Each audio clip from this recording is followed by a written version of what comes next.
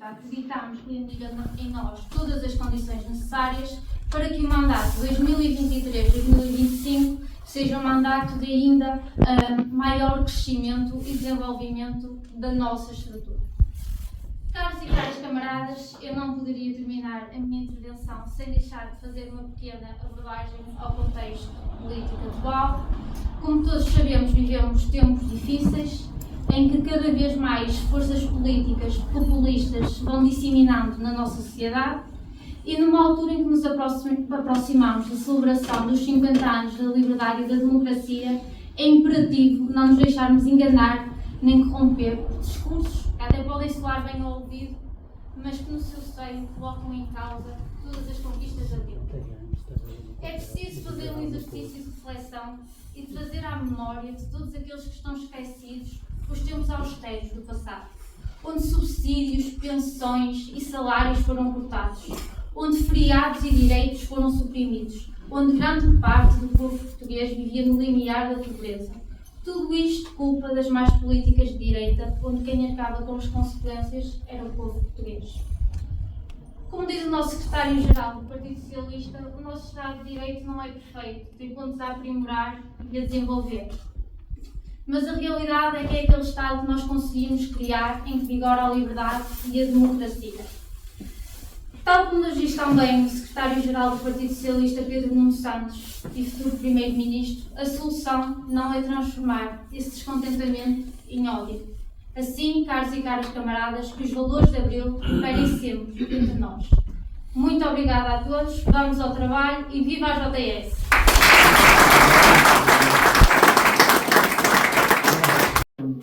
Esse trabalho muito difícil e que tem sido bastante proativo nesta campanha, portanto deixar este reconhecimento. Cumprimentar naturalmente o Dani Pinto, novo presidente da Juventude Socialista de Vizela, um camarada também que tive a oportunidade de conhecer melhor nestes últimos meses e pude perceber que é alguém que está disposto a dedicar grande parte do seu tempo e da sua disponibilidade à Juventude Socialista, e é precisamente isto que a nossa estrutura precisa, de gente dedicada, de gente capaz e de gente comprometida com a causa socialista. Cumprimento a nossa camarada deputada da Assembleia da República e agora recandidata, a Irene Costa, que também tem sido uma grande apoiante da Juventude Socialista ao longo destes últimos anos, principalmente na sua função enquanto deputada. Tivemos a oportunidade de colaborar em vários momentos, por isso queria também deixar este reconhecimento à nossa camarada Irene Costa, que de facto possamos continuar esse trabalho e esse espírito de colaboração que tem dado tantos frutos à Juventude Socialista e creio que também ao trabalho da Irene enquanto deputada na Assembleia da República. Cumprimento também os autarcas aqui presentes, vereadores, presidentes de junta e camaradas do Partido Socialista. E queria também dar uma palavra muito especial à Daniela, que agora é presidente cessante, mas também presidente da mesa da Assembleia Conselhia. E queria dizer-vos que não podia também deixar de aqui vir, deixar de dar esta palavra de um enorme reconhecimento e de uma enorme gratidão à Daniela. Como ela já teve a oportunidade aqui de recordar, ela pôs numa estrutura que estava inativa, que estava sem órgãos eleitos. E isso é um trabalho só de si hercúleo, só de si muito difícil. Porque nós tivemos sempre esse desígnio, eu já participava nos órgãos distritais no último mandato, de conseguirmos ter as nossas conselheiras ativas, de conseguirmos ter jovens em todo o território e de, sobretudo, conseguimos fazer passar a mensagem da Juventude Socialista através dos mais jovens para todos os concelhos do Distrito de Braga. E tínhamos aqui em Vizela, como disse, um território fortemente de cunho socialista, mas que nos metia alguma pena não conseguirmos ter aqui a estrutura ativa. E conseguimos, através da Daniela, de todos os camaradas que com ela colaboraram ao longo destes últimos anos, uma voz ativa, uma voz sempre dinâmica, alguém que sempre se mostrou disponível para ajudar a Juventude Socialista a nível distrital e a nível nacional. E queria por isso também deixar-te essa palavra aqui, ao Dani, de um enorme reconhecimento da minha parte, mas também do Miguel Costa Matos, nosso secretário-geral da Juventude Socialista, que me pediu para vos deixar essa mensagem de uma enorme gratidão por todo este trabalho que têm aqui feito. Eu serei mesmo muito breve hoje, até porque o momento é precisamente da Conselhia, mas eu venho aqui dar umas breves notas precisamente sobre a nossa estrutura, sobre o nosso trabalho interno, mas também sobre aquilo que se passa lá fora, porque temos de ter essa capacidade de fazer essa análise da situação política e de perceber de que forma é que a Juventude Socialista pode contribuir para esta campanha, para um melhor resultado no dia 10 de março. Sobretudo esperamos nós por mais uma vitória do Partido Socialista. Todas estas características nos jovens e em especial na Juventude Socialista. Cabe também à Juventude Socialista, nestes tempos difíceis, de emergir como uma força inigualável, com a capacidade de mudar paradigmas, de romper dogmas e de moldar o amanhã àquilo que é a nossa imagem. A rebeldia e a coragem que tanto caracteriza os jovens portugueses, e em especial, obviamente, os jovens da Juventude Socialista, é o que torna possível questionar o status quo e de desafiar as injustiças. Permitam-me que relacione aqui alguns momentos históricos, não vos quero amassar, mas serão importantes. Foram os jovens que inúmeras vezes deram novos rumos a Portugal e ao mundo. Permitam-me dar 3 exemplos. Nuno Álvares Cabral, com cerca de 25 anos, foi o militar exímio na Batalha de Alves Barrota que nos permitiu continuar com a nossa independência. Mais tarde, Vasco da Gama, com cerca de 28, é o jovem que descobre o caminho marítimo para a ilha. Mais tarde ainda, e mais próximo de nós, e sobretudo muito queridos para nós, socialistas, Salgueiro Maia, que aos 30 anos sai de Santarém, em direção a Lisboa, para fazer o 25 de Abril, e se tornar a figura incontornável do 25 de Abril, que muitos nos diz. Foram comprovadamente os jovens que muitas vezes fizeram por Portugal aquilo que muitas das vezes, por falta de coragem, os mais velhos e os mais experientes não tiveram a coragem de o fazer. A sociedade tende mesmo assim a olhar para os jovens como irresponsáveis, não nos oferecendo a confiança que nós merecemos e exigimos. Mas lembrem-se, camaradas, não há ninguém com maior capacidade de se reinventar, de se readaptar que os jovens deste país. Temos hoje os jovens mais qualificados sempre, é inegável, é um facto, e mesmo assim assistimos em determinadas partes do país a poderes políticos incapazes de dar palco e oportunidades a estes qualificados e bons jovens. Assistimos a um tecido empresarial que aparte muitas vezes do poder político, que olha para a contratação dos jovens como um risco. E sempre que vai contratar um jovem, exige um vasto leque de requisitos. Mas tendo em conta que falo para camaradas socialistas, permitam dizer que os contributos dos jovens e da Juventude Socialista para o partido e para o país são muitos. Já foram aqui alguns ditos pela deputada Irene Costa. Camaradas, foi a Juventude Socialista que lutou para que o valor das propinas, que em 2015 era superior a 1.000 euros, descesse para um valor inferior a 700 euros hoje. Foi a Juventude Socialista que procurou e procura lutar e aliar-se a políticas como o INDS Jovem. O programa Porta 65 permite a muitas pessoas saírem da casa dos pais, ou o fim dos estágios não remunerados. Mas, camaradas, a Juventude Socialista não considera que o bem-estar está circunscrito a medidas de caráter económico ou de compensação salarial. É muito mais do que isso.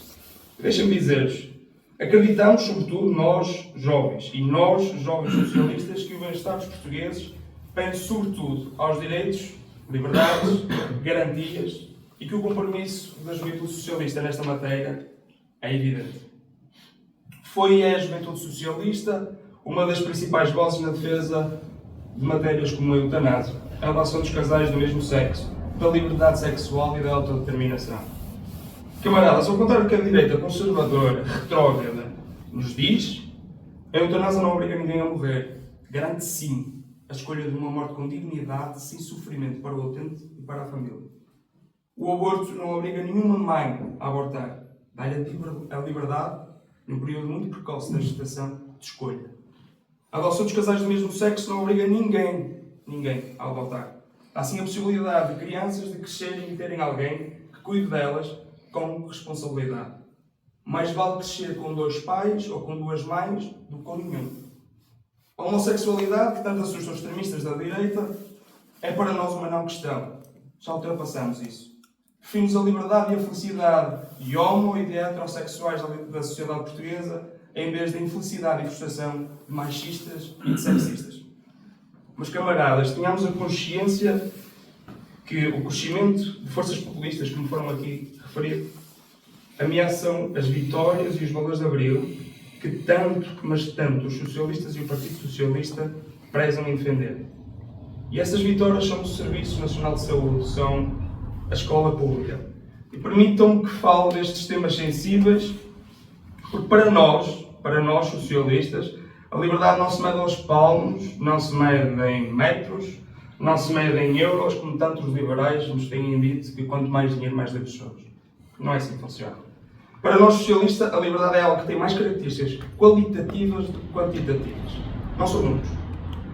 É uma ciência de qualidade, tendencialmente gratuito, que torna cada um de nós mais livres. Ser livre é chegar a uma urgência de qualquer hospital público deste país e nos perguntarem o que é que nos dói, qual é o nosso problema, e não nos perguntarem se podemos ou não pagar o tratamento. Ser livre é ter a garantia que somos atendidos, sem sermos alvo de discriminação racial ou socioeconómica. Para nós, jovens socialistas, para nós em geral, socialistas, a liberdade é uma realidade quando os nossos pais conseguem permitir que nós consigamos estudar mais do que aquilo que eles tiveram a oportunidade de estudar. Isso é uma vitória de Abril. E isto só foi possível devido a uma escola pública forte, gratuita e de qualidade, que não classifica os seus alunos em estratos sociais. Uma escola pública onde muitos de nós, filhos de alguns de operários têxteis, outros de cantoneiros, outros de médicos, outros de advogados, independentemente daquilo que fossem os nossos, ou que são os nossos pais, nunca foram os nossos traços familiares ou socioeconómicos a terem mais peso do que aquilo que é a nossa capacidade e o nosso mérito pessoal. É nesta mesma escola pública que se forma o futuro e que se tem formado o futuro de Portugal. Residem lá inúmeros talentos, futuros engenheiros, futuros médicos, futuros professores, futuros educadores, futuros políticos, que, na verdade, são aqueles que serão capazes de projetarem o país para o desenvolvimento e para o progresso. Temos, enquanto juventude partidária, a obrigação de existir um mercado de trabalho inclusivo, justo, inovador, que seja capaz, evidentemente, de absorver estes talentos. Temos a obrigação de exigir palco para os jovens deste país. Se o país está envelhecido, então que se dê palco aos jovens. O Partido Socialista e a Juventude Socialista aliaram-se sempre, mas sempre, com o objetivo de superarem em conjunto os desafios que apareceram ao longo dos últimos anos. A pandemia, a guerra na Ucrânia, foram alguns desses exemplos. E foi com esta postura, com este compromisso, que os socialistas, que o Partido Socialista, ao longo dos últimos 8 anos, viu mitigadas as sequelas que resultaram dessa mesma pandemia e dessa mesma guerra. Podem os desonestos, normalmente mais à direita, não admitirem que foi o Partido Socialista o garante da estabilidade, mas foi. Podem também os desonestos não reconhecerem o trabalho feito, e muitas vezes não reconhecem. E podem também os desonestos não valorizarem as reformas feitas pelo PS. Reformas na saúde, reformas na educação, reformas na segurança social, reformas em Portugal. Mas independentemente disso, daquilo que nos possam apelidar, daquilo que possam dizer de nós, temos o Partido Socialista que reconhece a Juventude Socialista, como a deputada Irene nos disse, como agente impulsionador de várias reformas, de várias políticas e, sobretudo, com muitos resultados e fruto desta estabilidade. Mas eles, os desonestos, normalmente, permitam uma expressão à direita, só nos acusam disto porque temem verdadeiramente aquilo que é a nossa força. Que temem verdadeiramente as nossas ideias. Porque temem que o socialismo tenha futuro, se regenere nos mais jovens e dure. Temem porque sabem que o destino dos portugueses está muito melhor com a nossa responsabilidade do que com a irresponsabilidade deles. Temos o exemplo dos últimos 4 anos do governo do PSD, entre 2011 e 2015. É por temerem tanto, mas tanto o nosso sucesso que nos chamam de radicais. Mas, camaradas, como tem dito um camarada nosso, e hoje secretário-geral, isto não é ser radical, é ser só socialista. Termino esta intervenção da mesma forma que iniciei, dizendo que é com orgulho, com imenso orgulho, que sou mais um ao vosso lado, a lutar pelo bem-estar dos portugueses, a querer um resultado positivo, muito positivo, no dia 10 de março, a lutar por um Estado Social democrático, a lutar pelos serviços públicos, que tanto nos orgulham e que tanto enaltecem aquilo que são os valores das vitórias de Abril. É com imenso orgulho, muito orgulho, que digo que sou republicano. Com imenso orgulho que digo que sou democrata, com imenso orgulho que digo que sou socialista. E termino dizendo: viva a JS, viva sim o socialismo, viva o Partido Socialista e viva Portugal. Muito obrigado.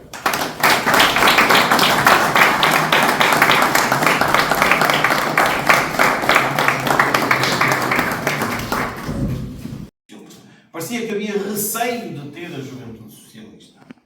E este receio acaba por acontecer em profunda contradição. Não havia ninguém para assumir a juventude socialista. Quando aparecia alguém para assumir a juventude socialista, automaticamente aparecia outra pessoa para assumir também.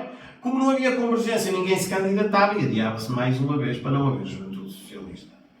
Com interesses ou não, com vontade ou não, foi-se adiante sucessiva e reiteradamente aquilo que acabou por acontecer há sensivelmente 3 anos atrás, onde face a uma vontade de Daniela, onde face a uma vontade do Dani, se criou condições para haver convergência, eleger uma estrutura e estarmos efetivamente com esta cadência de atividades, para estarmos com esta dinâmica e para estarmos com esta tomada de posse. E daí que é com enorme satisfação que, enquanto Presidente desta Conselhia, na realidade estou a assistir a esta tomada de posse. Enquanto cidadão e enquanto vizelense, também é para mim importante estar aqui presente. Primeiro, como forma de reconhecer o vosso trabalho e nas vossas pessoas, todos aqueles que se encontram atrás de vocês.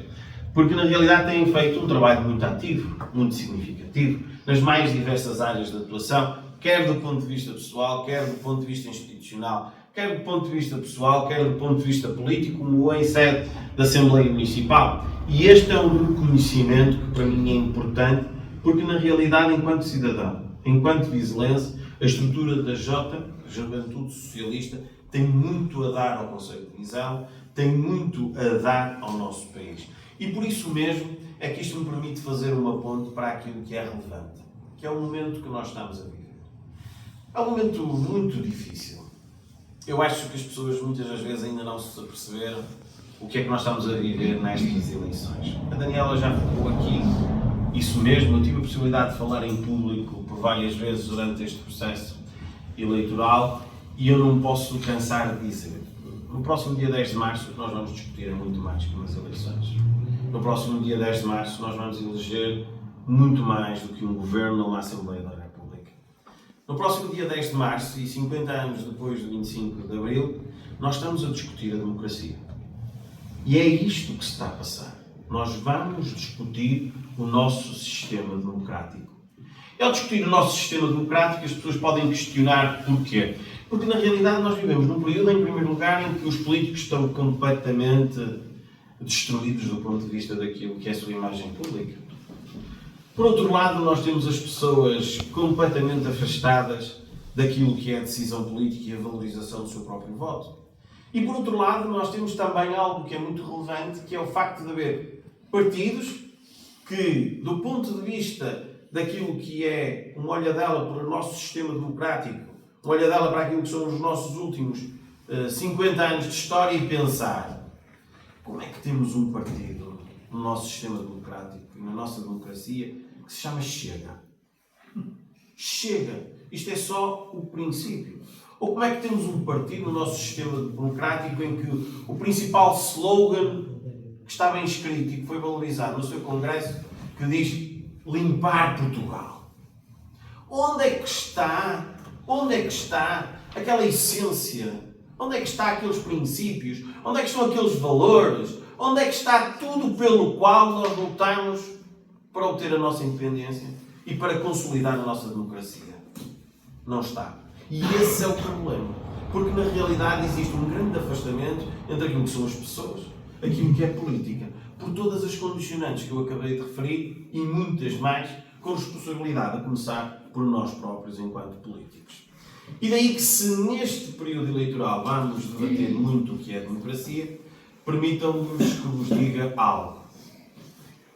Tenho sido questionado na rua pelas pessoas que me perguntam: ó Sr. Presidente, o que é que você acha que vai acontecer? Vamos ganhar? Não vamos ganhar? E eu neste momento estou praticamente como estaríamos a sensivelmente 10 dias das eleições das últimas legislativas, onde num dia saía uma sondagem em que o PS ganhava, no dia a seguir saía uma sondagem em que o PS não ganhava. Conclusão, é o que se tem vindo a verificar.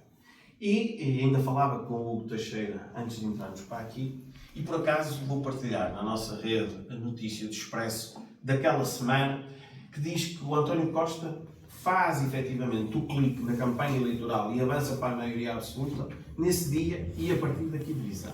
É o Expresso que diz, não sou eu tenho muito orgulho que isto tenha acontecido, mas é o Expresso que diz. E o que é que isto quer dizer? Isto quer dizer que, na realidade, naquela altura havia uma desconfiança. O próprio António Costa comentou com o José Luís Carneiro que estava com receio do resultado eleitoral antes daquela semana.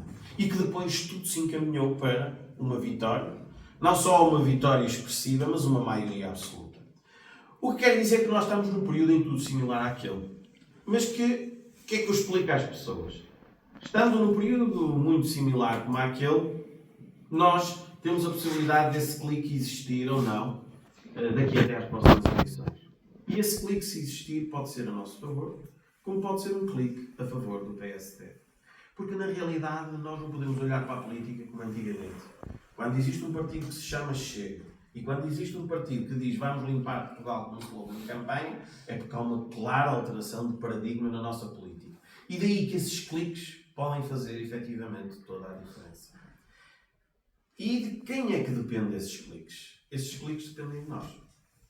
Por muita vontade, por muita determinação, por muita dedicação que ande na Caravana Nacional, que ande nos seus deputados do ponto de vista distrital, a diferença faz-se verdadeiramente, em primeira instância, daquilo que são os socialistas, que são os militantes, e em seguida daquele trabalho que esses próprios militantes possam fazer.